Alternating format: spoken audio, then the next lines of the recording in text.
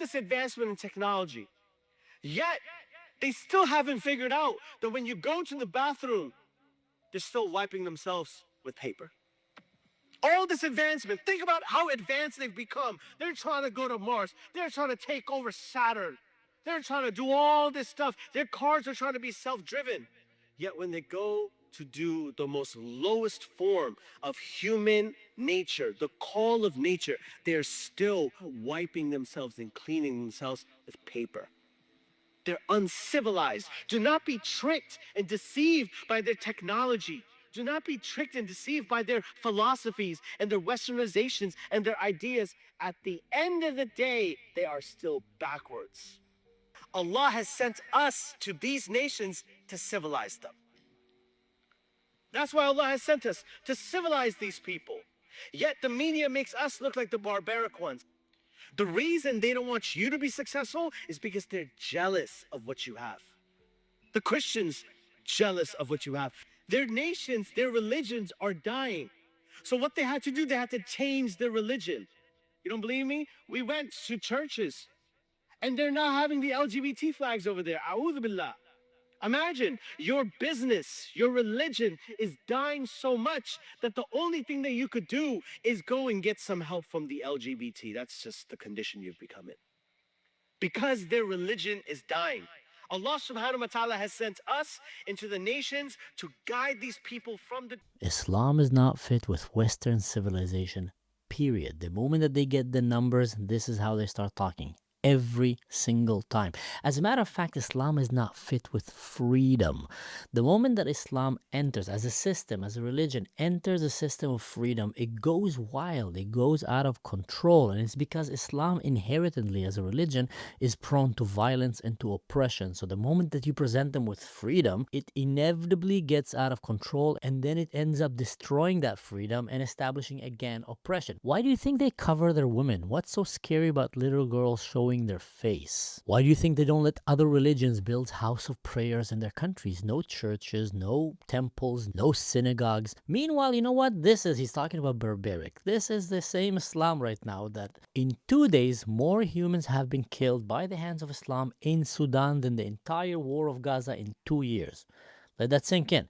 2 days, Islam have killed more innocent people, blacks and Christians, than the entire casualties in the Gaza war in 2 years. By the way, this enlightened Muslim warlord in Sudan is wearing a Palestinian kafia. What a surprise. Speaking of an enlightened religion, let's see what happened when some of the followers of that religion in the West get challenged about their own faith. Sahih al-Bukhari 5134, highest rated hadith. Why are you picking up? The Prophet married her when she was 6 years old, and he consummated her, meaning he had sex with her, when she was 9.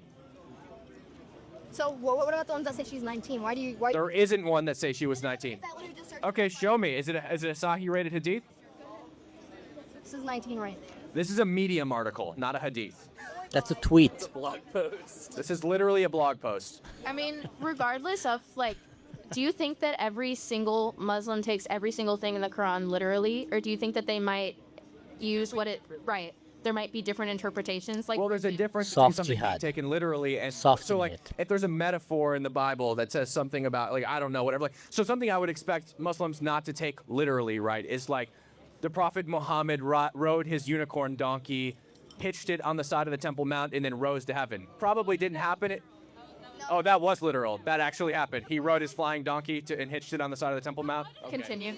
Even sillier. Continue. Okay, so they do. So your point is now they do take it literally. One of the beliefs in the Quran is that the Prophet Muhammad one night just woke up and rode his donkey and just went in one night all the way into Jerusalem and then descended to the heavens on that donkey, and there he met with Jesus and with Moses and then went back. Now, geographically, that is impossible. There's no ever evidence of Muhammad actually, going to Jerusalem.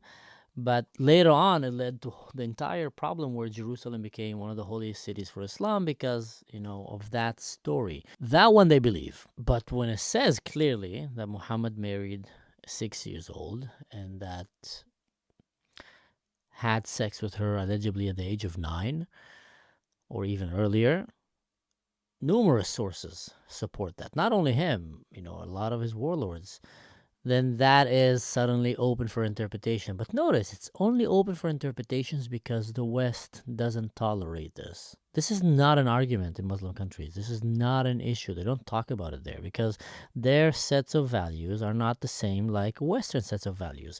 Their sense of freedom of morality is not the same like the sense of freedom of morality that we have in the West. And I say it again, as a system, I'm not talking as a Muslim man. A Muslim man or woman can come and live in the West, and if they adapt to our ways of life, great. They're going to have a great life, and many of them like it. But as a system, the moment that they become a majority, they cannot control it. Freedom and democracy, there's a reason why it's not working in the Arab world. The moment that you open it, you're just going to end up having ISIS, you're going to end up having Syria. The Syrian regime is a great example, a terrorist state. So New York City, Michigan, United States of America, woohoo, you guys are in for a ride. You want to get a glimpse, you want to get a teaser trailer of how the next episodes are going to look like, and just go look at France, go look at Amsterdam, go look at Berlin, go look at Belgium and Sweden. You'll get a good teaser of what happened when Islam starts getting numbers, and and then what happened to all the rights that you guys love, which is, human rights, women rights, children rights, etc., LGBTQ rights. Freedom.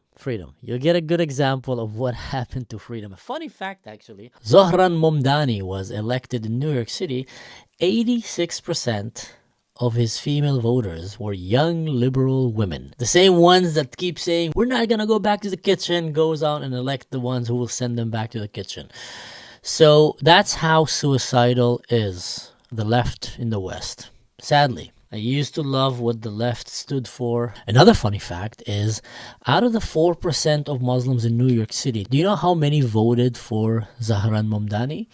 9 out of 10. Talking about the most racist election statistics I've ever heard. 9 out of 10 voted because they're Muslims and the mayor is Muslim. Literally, not a single. I mean, that one guy that didn't, what was he thinking? It's 9 out of 10 from the 4%. What's going to happen when they become 10%? What's going to happen when they become 20, 30, 50%? How would New York City look then? How would Michigan? How would the United States look then?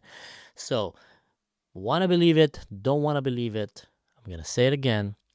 Islam is not fit with Western civilization, and it's not fit with freedoms. And the moment that you give Islam freedom, it takes advantage of freedom, it destroys freedom, and it just oppress it. Again, it establish again Islam, which is the definition of the word, by the way, is submission. Submission, guys, is not freedom. When you fight someone and you subdue him, you establish a submission on a system, you're not bringing freedom. You're bringing oppression. You're bringing the exact opposite of freedom. That is the definition of Islam. It's the exact opposite of freedom, and you want it in the West. And you keep ignoring the warnings, and you're going to get it in the West.